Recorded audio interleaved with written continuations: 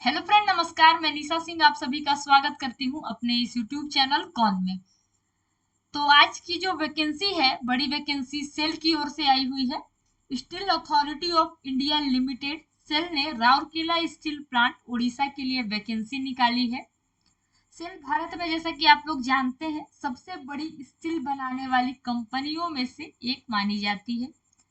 आपको बता दें कि इस प्रक्रिया के जो तहत है ट्रेनियों की भर्ती की जा रही है, जिसके लिए आवेदन की जो प्रक्रिया है वो स्टार्ट होगी 30 सितंबर से। और जो फॉर्म को भरने की आखिरी तिथि है वो 8 अक्टूबर है। 23 सितंबर से आपको जो है ऑनलाइन वेबसाइट पर लिंक अवेलेबल दिखेगा, आप अप्लाई कर पाएंगे।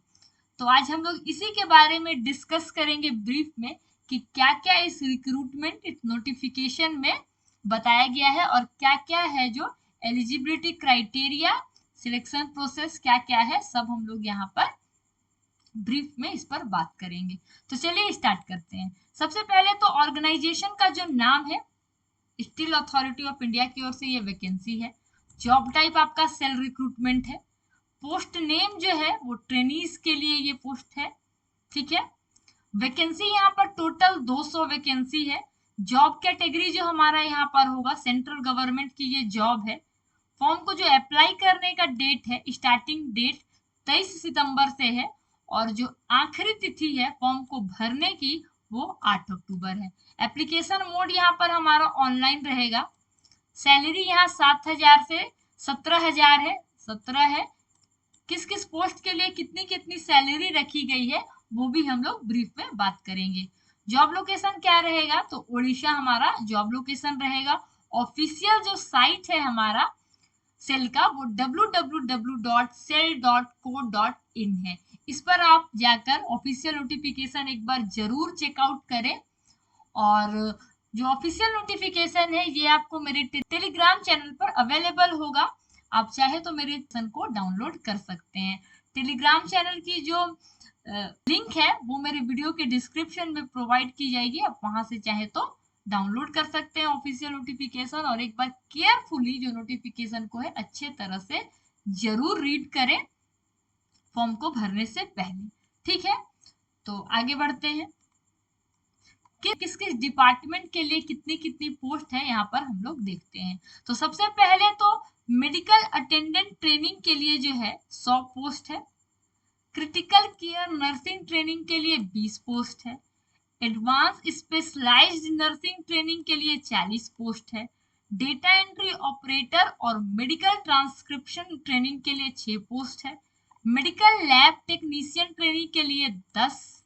हॉस्पिटल एडमिनिस्ट्रेशन ट्रेनिंग के लिए भी 10 पोस्ट है यहाँ पर। ओटी और एनेस्थेसिया असिस्टेंट ट्रेनिंग के लिए 5 पोस्ट है। एडवांस्ड साइकोथेरेपी ट्रेनिंग के लिए यहाँ पर 3 पोस्ट है। रेडियोग्राफर ट्रेनिंग के लिए भी 3 पोस्ट है।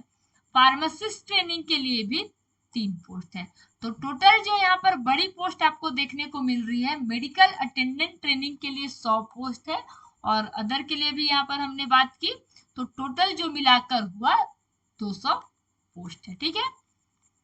आगे हम देखते हैं कि इन सभी डिपार्टमेंट्स के लिए जो वैकेंसी निकाली गई है सबके लिए अलग अलग एजुकेशन क्वालिफिकेशन मांगे गए हैं। तो किस किस के लिए क्या क्या जो है, किस किस डिपार्टमेंट के लिए क्या क्या एजुकेशन क्वालिफिकेशंस चाहिए, किस किस कैंडिडेट कौन कौन फॉर्म को भर सकते हैं, तो यहाँ पर हम लोग देखते हैं। तो सबसे पहले तो मेडिकल अटेंडेंट के लिए जो एजुकेशन क्वालिफिकेशन है वो 10th पास और एनी इक्विवेलेंट डिग्री बोल रहा है, या तो आप 10वीं पास हो या उसके इक्विवेलेंट आपके पास कोई डिग्री होना चाहिए मेडिकल अटेंडेंट के लिए, ठीक है। क्रिटिकल केयर नर्सिंग और एडवांस स्पेशलाइज्ड नर्सिंग के लिए जो है आपका डिप्लोमा इन जनरल नर्सिंग या मिडवाइफरी, दोनों में से कोई भी कोर्स आप किए हो तो आप एलिजिबल है फॉर्म को भरने के लिए, ठीक है। आगे हमारा है डेटा एंट्री ऑपरेटर के लिए। तो यहाँ पर कह रहा है the candidate must have done 12th along with PGDCA degree, यानी कि आपका यहाँ पर 12th कंप्लीट होना चाहिए विथ पीजीडीसीए डिग्री के साथ। उसके बाद आगे मेडिकल लैब टेक्नीशियन के लिए the candidate must have done diploma in medical laboratory, ठीक है। मेडिकल लेबोरेटरी में जो आपका है डिप्लोमा कंप्लीट होना चाहिए। हॉस्पिटल एडमिनिस्ट्रेशन के लिए the candidate must have done MBA, BBA, PG। या तो आप MBA हैं तो भी आप एलिजिबल है, वेदर आपने BBA कर रखा है तब भी आप एलिजिबल है, PG कर रखा है आप तब भी आप एलिजिबल है फॉर्म को भरने के लिए। किस चीज में? तो हॉस्पिटल मैनेजमेंट में आपका होना चाहिए MBA, BBA या PG। उसके बाद OT एनेस्थेसिया असिस्टेंट के लिए the candidate have done 12th with 1 year experience. ठीक है, यहाँ पर आपको कह रहा है कि आप 12th पास हो। ठीक है, the candidate must have done 12th with 1 year experience भी आपका होना चाहिए एनेस्थेसिया के फील्ड में। एडवांस साइकोथेरेपी के लिए क्या कह रहा है? The candidate must have done bachelor of psychotherapy. Psychotherapy में आपका बैचलर कंप्लीट होना चाहिए विथ इंटर्नशिप। ऐसा नहीं कि सिर्फ बैचलर कंप्लीट, उसके साथ यहाँ पर एडवांस साइकोथेरेपी के लिए इंटर्नशिप भी रिक्वायर्ड है। ठीक है, उसके बाद रेडियोग्राफर के लिए क्या है? The candidate must have done diploma in medical radiation technology में जो है आपका डिप्लोमा कंप्लीट होना चाहिए। फार्मासिस्ट के लिए क्या है? The candidate must have done diploma in pharmacy. या तो आप डिप्लोमा इन फार्मेसी कर रखे हो या बी फार्मेसी होना चाहिए फार्मासिस्ट के लिए। ठीक है, अब क्या क्या सैलरी है किस किस डिपार्टमेंट के लिए, किस किस पोस्ट के लिए, तो वो देखते हैं। तो सबसे पहले तो फार्मासिस्ट के लिए 7,000 सैलरी है। एडवांस साइकोथेरेपी के लिए 10,000 का सैलरी है। एडवांस स्पेशलाइज्ड नर्सिंग और हॉस्पिटल एडमिनिस्ट्रेशन के लिए 15,000 सैलरी। क्रिटिकल केयर नर्सिंग के लिए 17,000 और अदर्स के लिए 9,000। ठीक है, आप यहाँ पर देख लीजिए कि आप किस फॉर्म को भर रहे हैं और इसके लिए कितनी कितनी सैलरी दी गई है। उसके बाद एज लिमिट पे हम थोड़ी सी बात कर लेते हैं। तो जो मिनिमम एज रखा गया है इस फॉर्म को सबमिट करने के लिए 18 साल और मैक्सिमम जो है वो 35 साल। ठीक है, और सिलेक्शन प्रोसेस क्या रहेगा हमारा? तो सिलेक्शन प्रोसेस हमारा रहेगा पर्सनल इंटरव्यू के बेसिस पर आपको यहाँ पर सिलेक्शन दिया जाएगा। उसके बाद यहाँ पर कह रहा है कि ठीक है, document to be submitted at the time of interview. Interview के टाइम पर क्या क्या जो है डॉक्यूमेंट सबमिट करना है? तो सबसे पहले तो आपने जो फॉर्म भरा उसका प्रिंट आउट आप उस एप्लीकेशन फॉर्म का जरूर रखें।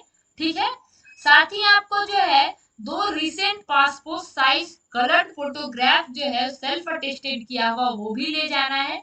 उसके साथ साथ एजुकेशनल सर्टिफिकेट आपका जो आप फॉर्म में अटैच किए हैं वो एजुकेशनल सर्टिफिकेट, एक्सपीरियंस सर्टिफिकेट अगर आपका एक्सपीरियंस है तो एनी में।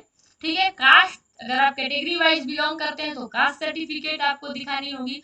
रेसिडेंशियल सर्टिफिकेट, आधार कार्ड, ये आपको ले जाना है eight the time of interview के। ठीक है, अगर आपने इकोनॉमिकल वीकर सेक्शन दिखाया है फॉर्म में तो BPL कार्ड, राशन कार्ड और इनकम सर्टिफिकेट कोई आपके पास होना चाहिए इंटरव्यू के वक्त। NOC from present employer. ठीक है, अगर आप काम कर रहे हैं, एम्प्लॉय ऑलरेडी एम्प्लॉय है इस कंपनी में, सेल में, तो आपको NOC दिखाना होगा। ठीक है, उसके बाद इंटरव्यू डिटेल्स क्या है? Eligible candidate can attend the interview on the schedule date पर आपको जाना है, डेट एंड टाइम पर जो भी रहेगा टाइम वो आपको कह रहा था। Venue, date and time of the interview will be intimated to the eligible candidate through SMS। आपको जो है डेट और टाइम SMS कर दिया जाएगा। ठीक है, तो ये रही गाइड सेल की ओर से वैकेंसी। अगर आप एलिजिबल हैं तो आप इस फॉर्म को जरूर सबमिट करें। तो आज के लिए बस इतना ही, मिलते हैं नेक्स्ट वीडियो में कुछ नए जॉब अपडेट के साथ। तो अगर आपको ये वीडियो पसंद आई तो ज्यादा से ज्यादा लाइक करें, शेयर करें, सब्सक्राइब करें और हाँ बेल आइकन को प्रेस करना ना भूलें ताकि आपको जो भी मेरी जॉब से रिलेटेड वीडियो की नोटिफिकेशन हो, अपडेट हो, आप तक सबसे पहले पहुंचे। तो